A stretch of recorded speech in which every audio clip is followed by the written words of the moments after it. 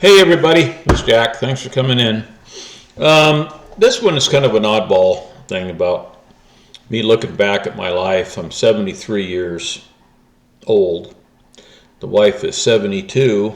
We've been together 55 years, and that's a long time. We've got 4 sons, and we've got 9 grandchildren and 5 great-grandchildren, for a total of 14 altogether. We've been together through thick and thin. And I think that's kind of a neat thing when I think about it, that when you're with somebody for so long,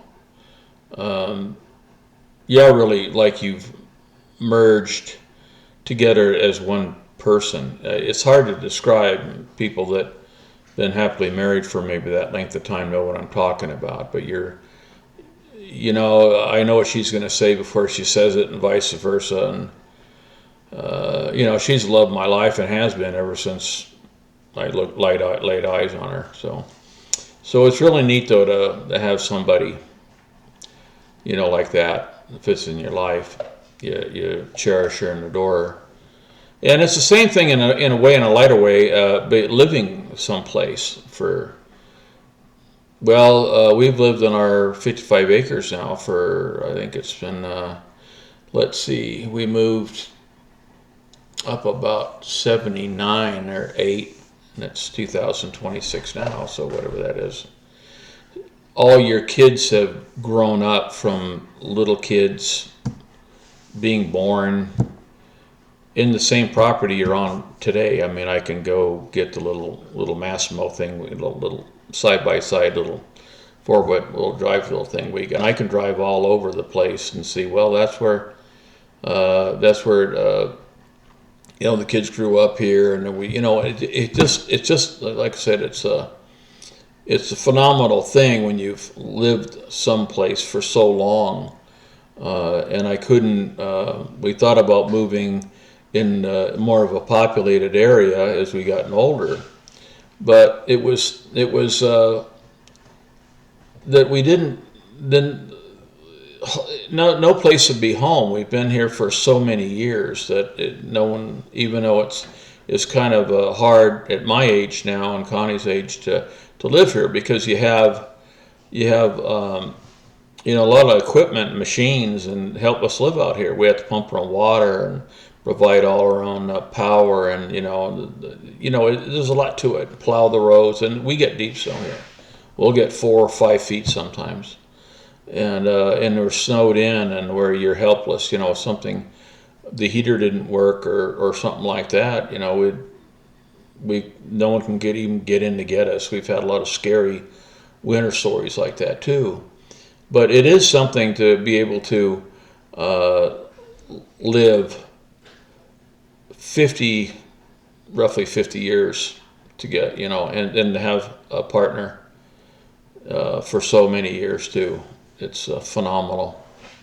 Anyway, but getting back to this, my dad, when he was getting really old, he had a stroke, a couple of strokes, I believe, and he was living with us for quite a while. About the last 5 or 6 years of his life, he lived with us, and we used to talk occasionally and with him about stuff. And I remember he told me, he says, one of the bad things about getting old is especially when you outlive all your friends.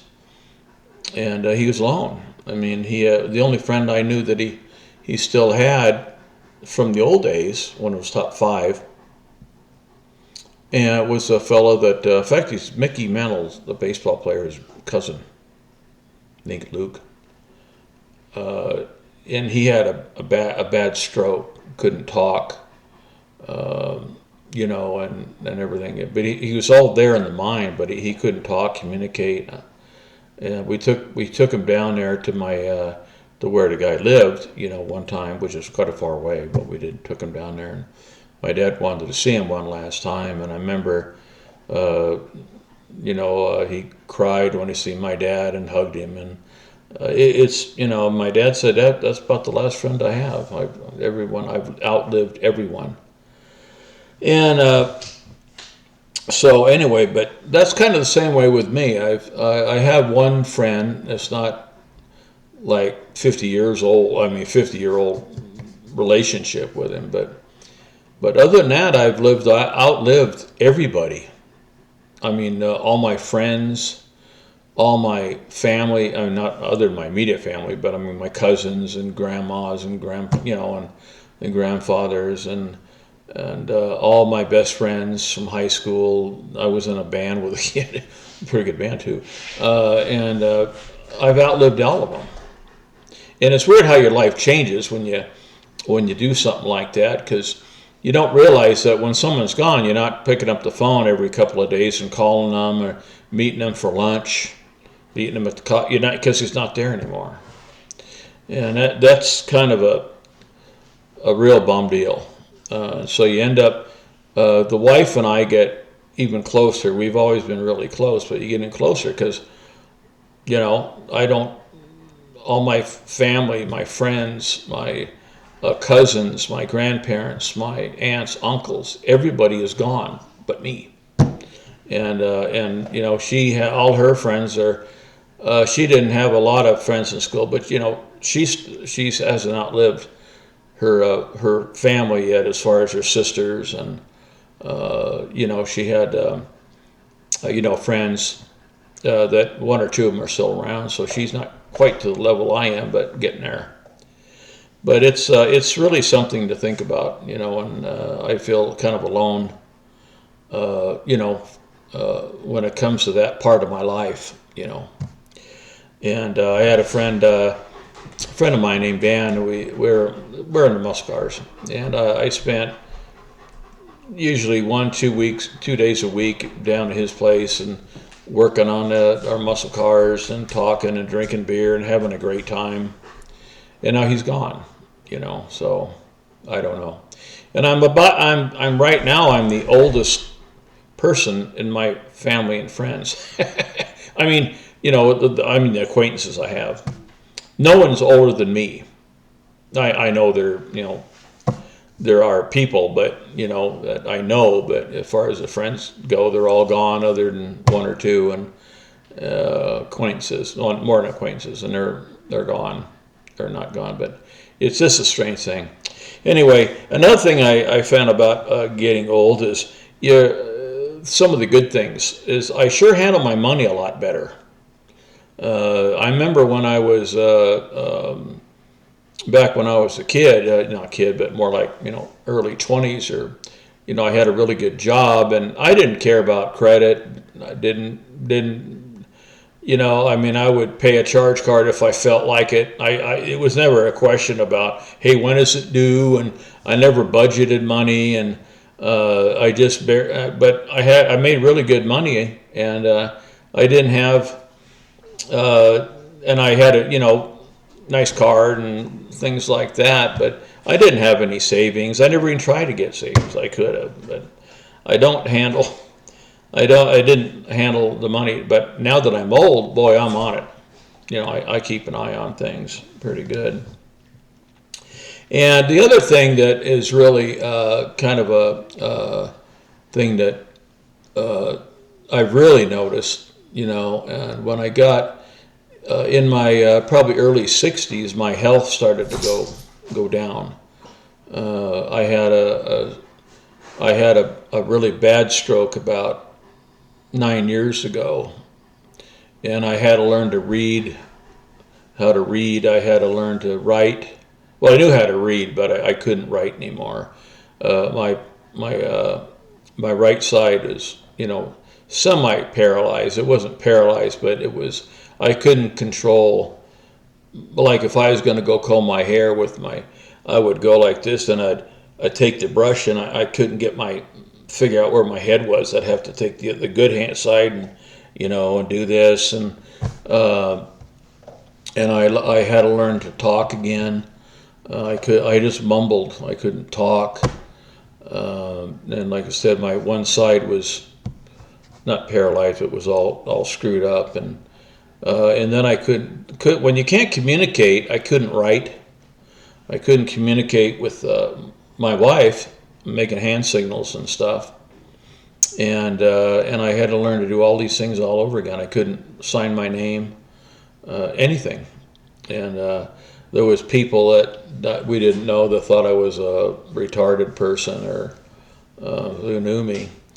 And I had the wife right away got me on like little kids. We get a big piece of lined paper out, and I'd have to go write the A, and I'd write, big those yellow papers, they're lined, and I'd write capital A, the whole thing. I mean, it might have been 1,000 A's in there, and then I'd go small a, capital, and it took a long time, not as long as you think, but it did, and I gave up on. I don't know how to learn to speak again. It was kind of weird because I didn't know even how to experience. Where do you start? Because I knew in my mind what I wanted to say, but every time I tried to talk, it would come out, and it just was sad. You think about suicide a lot. You have really dark thoughts, but eventually, as far as me talking, it wasn't too bad. I would I don't know what happened exactly, but a few weeks after the big stroke, I started to I'd be kind of mumbling, which is embarrassing. Trying to talk to your wife, and you're kind of trying to pronounce words, and you sound like a complete idiot, a babbling idiot. And all of a sudden, I would talk mumbling, and all of a sudden I get 4 or 5 regular words that come out, and it was and I would talk, and I want to get this done, and it would go back into mumbling again. So it slowly my speech came back. I don't know how long it took me before I was like I am now, but that was it. And my writing was never as quite as good as it used to be, but it's presentable, I guess. And I got, my sight all came back. But then again, the last couple years, I had another stroke, and it numbed my hand, my left side. My hand is numb and tingly. It's really irritating. It's like, when you're sleeping on your arm at night and you wake up and your arm fell asleep and it's burning and itchy. Well, that's what this feels. That feels like that. And part of my face on the side is a little numb and tingly. And then my knee is bad too. It feels kind of tight muscle. I don't know. But I'm not getting over that. And so I think it's been over a year now, so I'm not getting out of that. And I've had 4 other strokes, and it was scary because when they come on, they start. You can feel they start in this hand, this arm. They come right down here, and about this speed, it goes down like this, and you can feel your whole arm getting numb and tingly as it goes down, and then it goes down your side. You can feel your ribs getting numb, and then it goes your knee and your foot, and then then all of a sudden it would stop, and it would go back. It would like come reverse. It would go, the numbness and stuff come from the foot upward, and I was lucky enough. The last 4 I had were like that. They would act up, and like I said, it's weird. I don't wish. I've had 6 strokes altogether. They got me on blood thinners and things like that, but that's not important. So but it was a experience. But those are the big things I think about it getting older.